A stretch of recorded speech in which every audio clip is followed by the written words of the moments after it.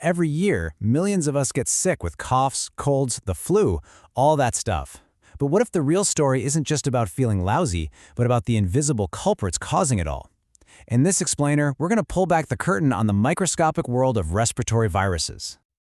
Okay, let's just jump right in with a number that, well, it really sets the stage for everything we're talking about today. 2.6 million. Any guesses what that could be? It's a huge number, and it's right at the heart of our story. That's what it is, 2.6 million deaths every single year, just from lower respiratory tract infections. And to put that into perspective, that's the fifth leading cause of death on the entire planet. What's absolutely heartbreaking, though, is that it's the #1 infectious cause of death for kids under 5. This isn't just a number, it's a global health crisis. So you have to ask, right? Who are these invisible culprits? What are we actually dealing with that's causing so much devastation? To figure that out, we need to take a little trip into the microscopic world of respiratory viruses. All right, so let's get into our viral rogues gallery. And you gotta understand, these things aren't all the same. They're organized into different families, and each one has its own, let's call it a personality, and its own special way of making our lives difficult. So here's some of the big ones. You've got your orthomyxoviruses, that's the flu. Then there are the rhinoviruses, you know them as the common cold. But for what we're digging into today, we're going to zero in on two families that have had a massive, massive impact on us. The paramyxoviruses and, you guessed it, the coronaviruses. First up, the paramyxovirus family. Now, you might not recognize that name right off the bat, but I promise you, you know the diseases they cause. These are the bad guys behind some of the most common and historically most feared childhood illnesses. Okay, so check this out. This table lays it all out pretty clearly. You've got measles, right? Famous for that rash, but the real danger is pneumonia.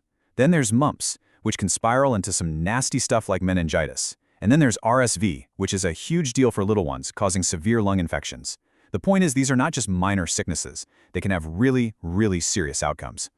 It's kind of hard to imagine now, but measles used to be so common that it was just called a common childhood exanthem. Basically, that rash every kid gets. You'd know it by the classic 3 C's: a cough, a runny nose, and red, watery eyes. It was almost a rite of passage, but a super dangerous one. But here's the thing, and this is so important to get. That rash, that was just the opening act. The real danger with measles was what could happen next. The virus basically trashes the immune system, leaving the door wide open for these awful complications. Look at these numbers. If a case led to pneumonia, it was fatal 60% of the time. And encephalitis, that's swelling of the brain, had a 15% mortality rate. I mean, those are just terrifying numbers. And that brings us to RSV. This virus is a unique threat specifically to the most vulnerable among us. For you and me, it's probably just a bad cold.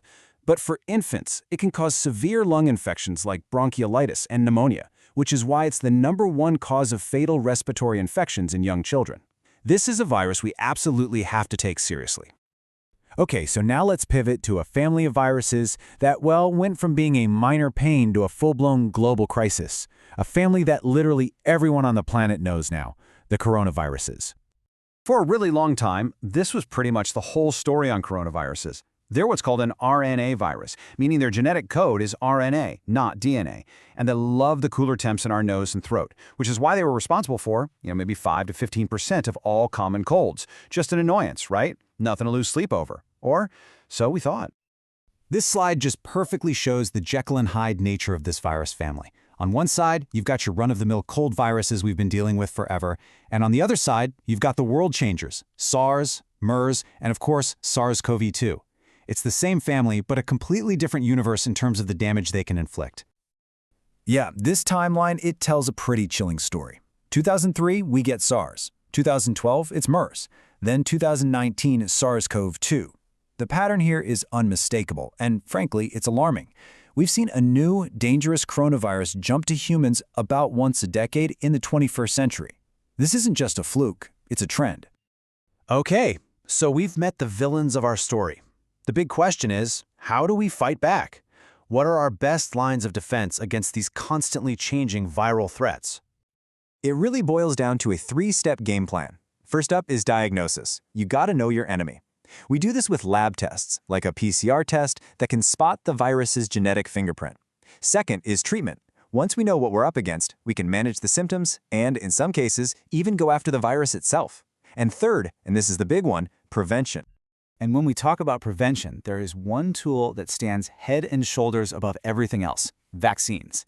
The measles vaccine is the perfect case study. It was introduced back in 1963, and it basically made the disease disappear. But, and this is a huge but, as we've seen with recent outbreaks, if vaccination rates dip, these old enemies can come roaring right back. It's a really powerful reminder of why having a protected population is so critical.